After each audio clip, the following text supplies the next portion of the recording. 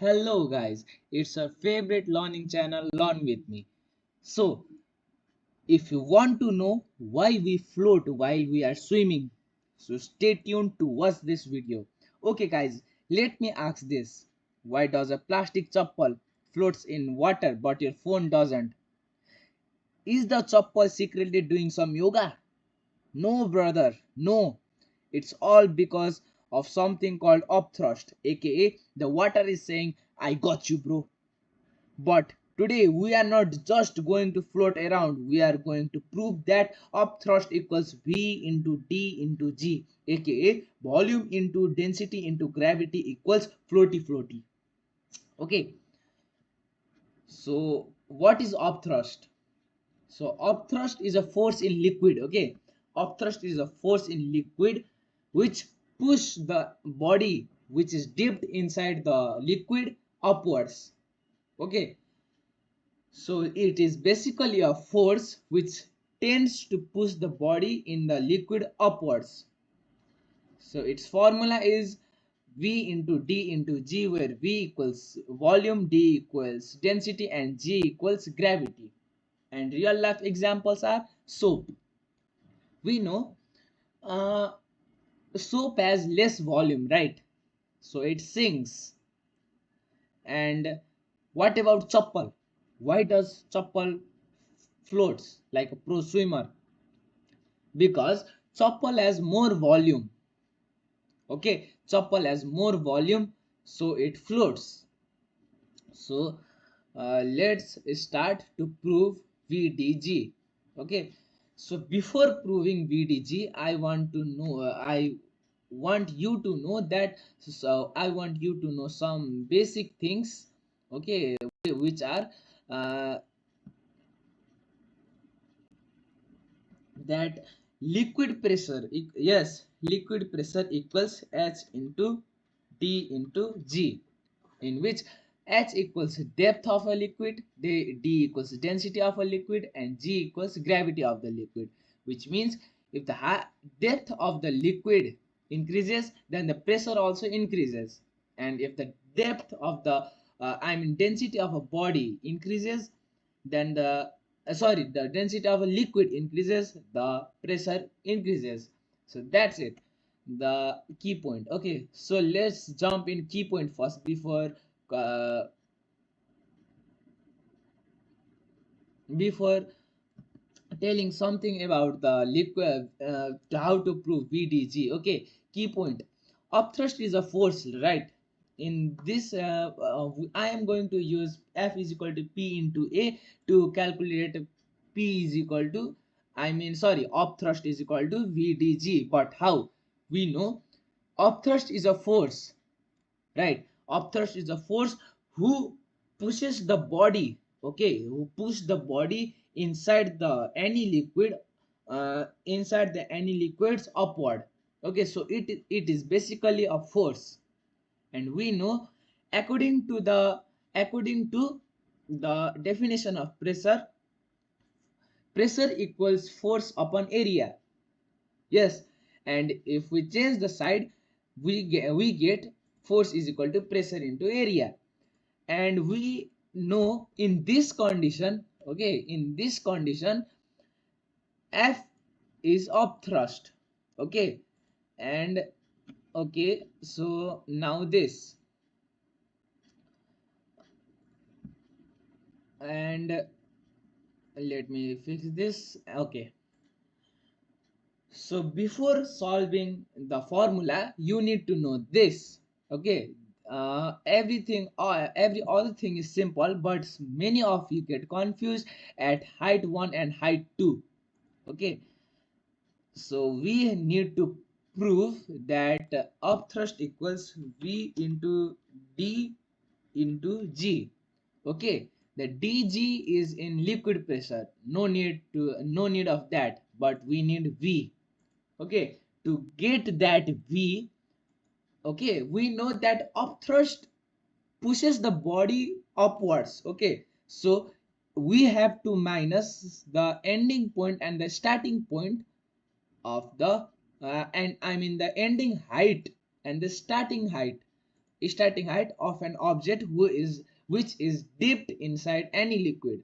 So okay, uh, we know that pressure, yes, pressure, liquid pressure especially, is equal to H into D into G. So force, right? Okay, let me further simplify this. We know that P is equal to HdG, right? Okay, sorry, P is equal to HdG, and we have to take out upthrust. In this condition, upthrust is equal to force. Okay, and we have take out that force is equal to P into A, right, from the definition of pressure. So force is equal to P into A, which can further simplified by H into D into G into area. Okay, H into D into G into area. And now we know that, okay, I missed something. We have to minus H2 by H1, okay, to get it. And why is that? Because I already have told you that to create to know how much the body has how much the liquid has upthrusted a body, we have to minus its ending point by its starting point. So we have to minus H2 by H1, by which we get